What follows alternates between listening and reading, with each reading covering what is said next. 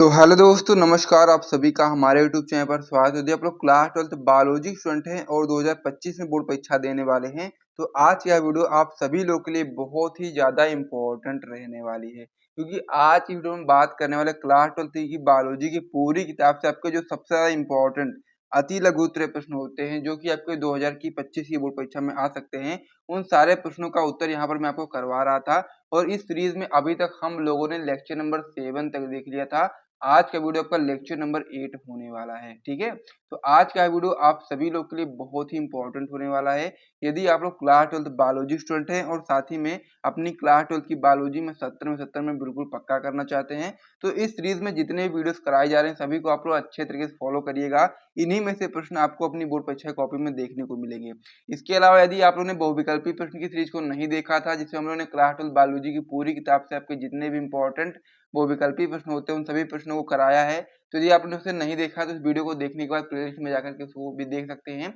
और जैसे ही हमारा ये वाला सीरीज खत्म होगा, उसके बाद में फिर हम लोग जितने भी आपके इंपॉर्टेंट आपके लघु उत्तरीय प्रश्न होते हैं उनकी सीरीज को भी स्टार्ट कर देंगे। और फिर उसके बाद में फिर हम लोग जितने भी आपके इंपॉर्टेंट दीर्घ उत्तरीय प्रश्न होते हैं उनको भी यहाँ पर हम लोग शुरू करने वाले हैं। तो यहाँ पर मैं आपको बताना चाहता हूँ कि आपका सेकंड लास्ट वीडियो होने वाला है। इसके बाद एक लेक्चर और आएगा और क्लास 12 बायोलॉजी की पूरी किताब से आपके जितने भी इंपॉर्टेंट अति लघु उत्तरीय प्रश्न होते हैं वो सारे के सारे कंप्लीट हो जाएंगे। तो सबसे पहले आप वीडियो को लाइक कर दो, फिर हम वीडियो को स्टार्ट करते हैं। और पार्ट नंबर यहाँ पर 8 में जो हम लोग इंपॉर्टेंट प्रश्न करने वाले हैं, आइए हम उसको देखना शुरू कर देते हैं। तो सबसे पहले आप वीडियो को लाइक कर दीजिएगा यदि आप लोगों ने अभी तक लाइक नहीं किया है, क्योंकि आपके सपोर्ट की जरूरत हमें बहुत ज़्यादा है। इसीलिए आप लोग वीडियो को लाइक किया करें, चैनल को सपोर्ट दिखाया करें, ताकि इसी प्रकार की और भी वीडियोस मैं आपके लिए लगातार लाता रहूं और आप अपने बोर्ड एग्जाम के लिए बहुत ही बेहतर तैयारी कर पाएं। तो चलिए आप लोग वीडियो को जल्दी से लाइक करिए, फिर हम लोग पार्ट नंबर 8 में जो इंपॉर्टेंट प्रश्न करने वाले उसको देखना शुरू करते हैं। उससे पहले मैं आपको बताना चाहता हूँ कि यदि आपको इस प्रकार से नोट्स वगैरह चाहिए तो आप लोग हमारा टॉपर ग्रुप ज्वाइन कर सकते हैं, जिसका प्राइस 499 रखा गया है। इसमें आपको फिजिक्स, केमिस्ट्री, बायोलॉजी तीनों सब्जेक्ट के नोट्स और इंपॉर्टेंट क्वेश्चन आंसर दिए जाते हैं। नंबर हमारा हो जाता है 97 93 44 00। इस नंबर पे आपको व्हाट्सएप पर मैसेज करना है, आपको वहाँ पर सारी जानकारी मिल जाएगी कि कैसे आप लोग टॉपर ग्रुप को ज्वाइन कर सकते हैं। तो चलिए पार्ट नंबर 8 में जो महत्वपूर्ण प्रश्न करने वाले हैं उसको देखना शुरू करते हैं। इस पेज को यहाँ पर मैं हटा देता हूँ। तो इसमें जो हमारा इंपॉर्टेंट क्वेश्चन होने वाला आपका होने वाला सबसे पहला जो इंपॉर्टेंट प्रश्न है वो आपका है कि बीटी फसल पर टिप्पणी लिखिए। ये क्वेश्चन बहुत ही ज्यादा इंपॉर्टेंट है बीटी फसल के ऊपर, तो इसको आपको बिल्कुल भी स्किप नहीं करना है, अच्छे तरीके से तैयार कर लेना यदि आप अपनी क्लास 12 की बायोलॉजी में बहुत ही अच्छा इसको करना चाहते हैं। तो यहाँ पर सबसे पहले आप हेडिंग लगाओगे बीटी फसलें, फिर लिखना स्टार्ट करोगे कि जैव प्रौद्योगिकी द्वारा ऐसी फसलें उत्पन्न की जा रही हैं जिसमें कीटनाशकों की आवश्यकता ही नहीं होती है, क्योंकि ये पादप जो आपके होते हैं, जो भी पादप जैव प्रौद्योगिकी द्वारा उत्पन्न किए जा रहे हैं, ये सभी पादप आपके पीड़क प्रतिरोधी होते हैं।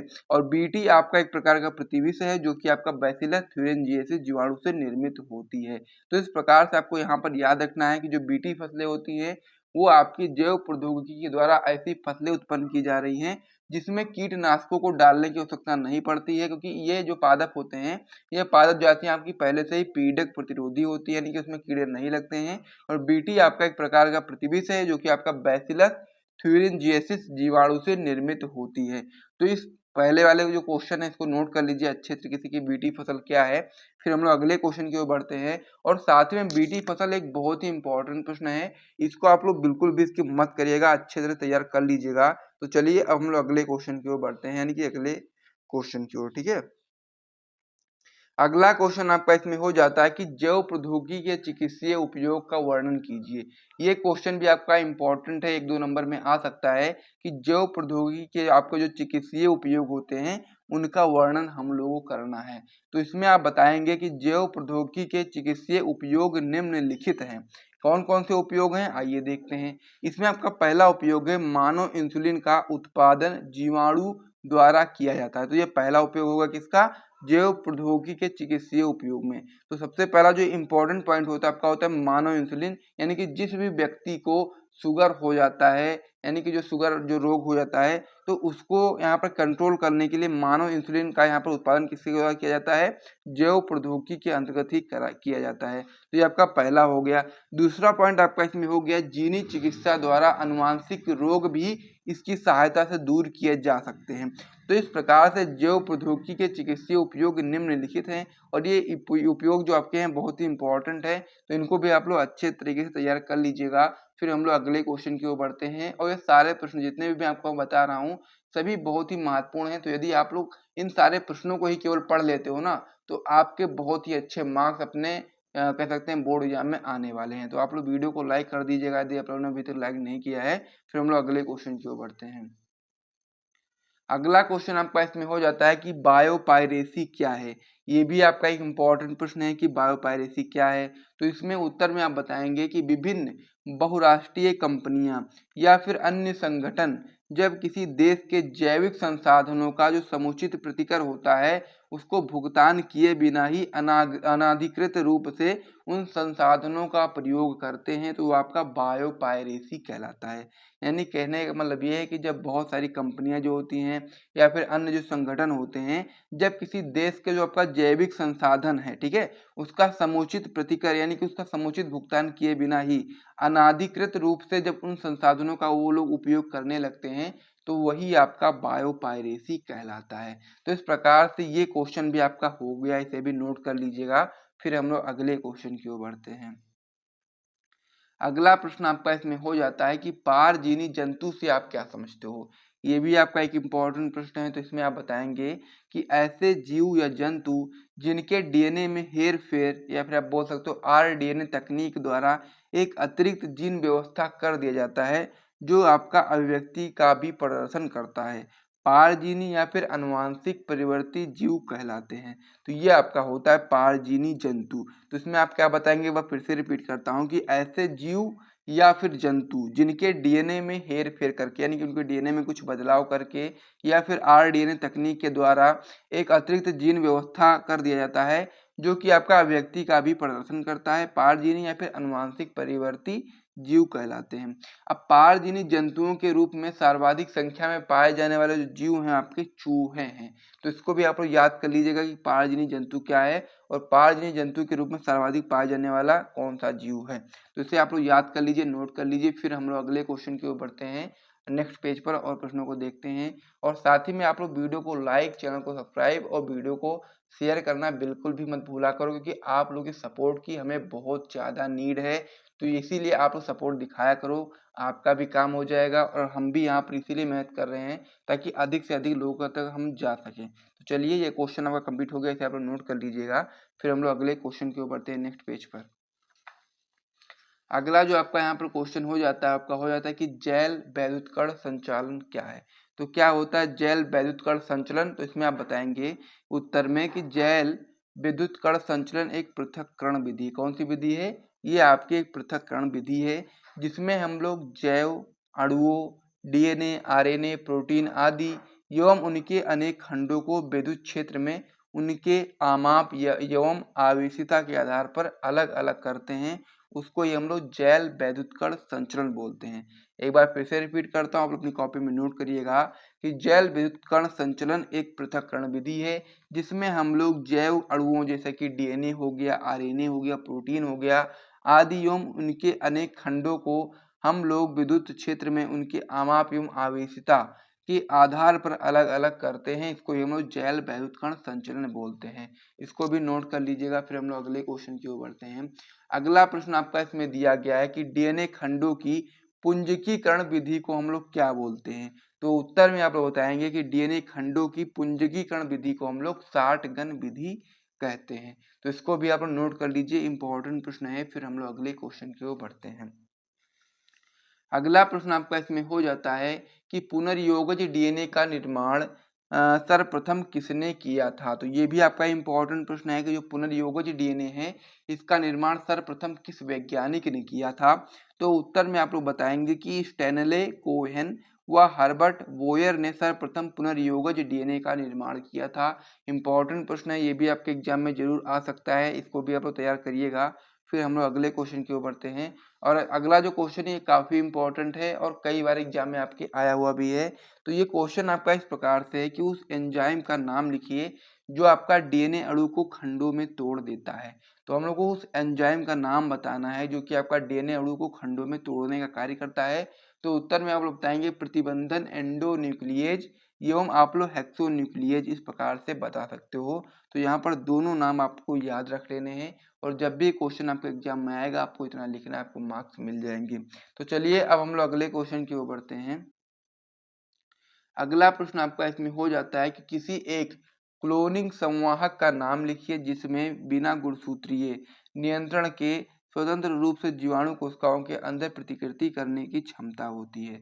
तो उत्तर में आप लोग बताएंगे PBR 322 जो होता है में बिना गुणसूत्रीय नियंत्रण के ही स्वतंत्र रूप से जीवाणु कोशिकाओं के अंदर प्रतिकृति करने की क्षमता होती है। तो ये आपका एक इम्पॉर्टेंट प्रश्न है, इसको भी आप लोग तैयार करिएगा। फिर हम लोग अगले पेज पे बढ़ते हैं और भी इम्पोर्टेंट प्रश्नों को देखते हैं। और साथ ही में आपको एक बार फिर से मैं रिपीट कर देता हूँ कि यदि आप वीडियोस को देख रहे हो और अभी तक आप लोगों ने वीडियो को लाइक नहीं किया है तो आपसे हाथ जोड़ करके गुजारिश है कि आप वीडियो को जरूर लाइक कर दिया करें और साथ में चैनल को भी सब्सक्राइब कर दिया करें। तो चलिए इसमें आप हमारा अगला क्वेश्चन हो जाता है कि पारिस्थितिक तंत्र के जैविक घटकों पर टिप्पणी लिखिए।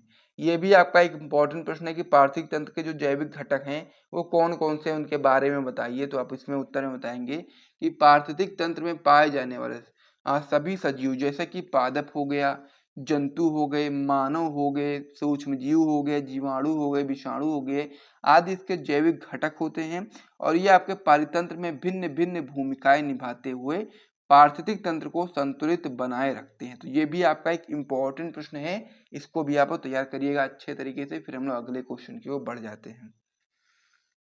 अगला क्वेश्चन आपका इसमें हो जाता है कि इकोटॉन पर टिप्पणी लिखिए। ये भी आपका इम्पोर्टेंट है, यानी कि जितने भी क्वेश्चन मैंने इसमें बताए हैं वो सभी एक आपके इम्पोर्टेंट प्रश्नों को ही यहाँ पर लिखा गया है। तो इकोटॉन क्या है इसके बारे में आप बताएंगे कि दो पारितंत्रों के मिलने पर बना संक्रमण क्षेत्र जिसमें दोनों पारितंत्रों के जीव मिलते हैं वही आपका इकोटॉन कहलाता है। उदाहरण आप बता सकते हैं दलदल और ज्वार नदमुख आपका जो होता है ये आपका इकोटॉन के उदाहरण है। इसमें होता यह है कि जब दो पारितंत्र यानी कि दो अलग अलग पारितंत्र के मिलने पर जब एक संक्रमण क्षेत्र बन जाता है, यानी कि जब दोनों लोग आपस में मिलेंगे तो वहां पर एक संक्रमण हो जाएगा। तो यही चीज आप यहाँ बताएंगे कि दो पारितंत्रों के मिलने पर बना संक्रमण क्षेत्र जिसमें दोनों पारितंत्र के जीव पाए जाते हैं उसको ही हम लोग इकोटॉन बोलते हैं। उदाहरण में आप बता सकते हैं दलदल और ज्वार नदमुख, इस प्रकार से एग्जाम्पल हो गया। अब अगले क्वेश्चन की ओर बढ़ते हैं। अगला जो क्वेश्चन है आपका काफी इंपॉर्टेंट इसलिए भी हो सकता है क्योंकि ये क्वेश्चन आपकी बोर्ड परीक्षा में अति लघु में आता है और लघु में भी आता है। तो ये क्वेश्चन आपका है कि कीस्टोन प्रजातियां किसे कहते हैं। काफी इंपॉर्टेंट प्रश्न है, इसमें आप बताएंगे कि वे प्रजातियां जो किसी समुदाय में प्रचुरता या जैव भार की अल्पता के उपरांत भी समुदाय के अभिलक्षणों को प्रभावित करती हैं की स्टोन प्रजातियां कहलाती हैं। अब ये प्रजातियां अपनी परस्पर क्रियाओं से समुदाय की रचना एवं साथ ही में बता सकते हो जैविक घटकों को परिवर्तित करती हैं। तो जो आपकी कीस्टोन प्रजातियां होती हैं आपकी इस प्रकार से होती हैं कि वह प्रजातियां जो किसी समुदाय में प्रचुरता या फिर जैव भार की अल्पता के उपरांत भी समुदाय के अभिलक्षणों को प्रभावित करेंगी वही आपकी कीस्टोन प्रजातियां कहलाती हैं। अब ये प्रजातियां अपनी परस्पर क्रियाओं से समुदाय की रचना और साथ ही में जैविक घटकों को भी परिवर्तित करती हैं। एग्जाम्पल में आप बता सकते हैं कि ऑस्ट्रेलिया में कंगारू चूहों के केवल निष्कासन मात्र से ही आपके जो रेगिस्तान है वो आपके हरे भरे चारागाहों में बदल सकते हैं। यानी कि जो ऑस्ट्रेलिया है उसमें कंगारू चूहों को यदि निकाल दिया जाए पूरी तरीके से रेगिस्तान से तो वो आपके रेगिस्तान जो है वो आपका हरे भरे चारागाहों में बदल सकता है। ये आपका एक इंपॉर्टेंट पॉइंट है, ठीक है। तो कीस्टोन प्रजाति क्या होती है मैंने आपको बता दी, इसको नोट करिएगा, याद करिएगा। फिर हम लोग अगले क्वेश्चन की ओर बढ़ते हैं। अगला प्रश्न आपका इसमें हो जाता है कि सहजीवी से आप क्या समझते हैं। इसमें आप बताएंगे कि यह दो भिन्न जातियों के मध्य एक प्रकार का धनात्मक अंतर संबंध है और जिसमें दोनों जीवों या किसी एक को ही लाभ होता है परंतु दोनों में से हानि किसी को नहीं होती है। इसको हम लोग बोलते हैं सहजीवी। सहजीवी में होता यह है कि दो भिन्न जातियों के मध्य एक प्रकार का धनात्मक आपका अंतर संबंध है और इन मतलब की सहजीवी से होता यह है कि दोनों इसमें जिसमें क्या होता है कि दोनों जीव जो होते हैं या फिर किसी एक जीव को यानी कि दोनों में से या तो दोनों जीव को लाभ होगा या तो फिर किसी एक जीव को लाभ होगा, लेकिन हानि किसी को नहीं होती है, तो इसको हम लोग बोलते हैं सहजीवी। और उदाहरण बताएंगे आप लोग लाइकेन। ये आपका इंपॉर्टेंट प्रश्न है, इसको भी याद करिएगा। फिर हम लोग अगले क्वेश्चन की ओर बढ़ते हैं। अगला आपका प्रश्न आपका इसमें हो जाता है कि निकेत को परिभाषित कीजिए। इसमें आप बताएंगे कि प्रत्येक जीव जाति विशिष्ट कार्य एवं आवास ग्रहण करती है। कार्य, क्रियाशीलता एवं आवास के सम्मिश्रण को हम लोग पारिस्थितिक निकेत बोलते हैं। क्या होता है कि प्रत्येक जीव जाति जो होती है वो विशिष्ट कार्य एवं आवास को ग्रहण करती है।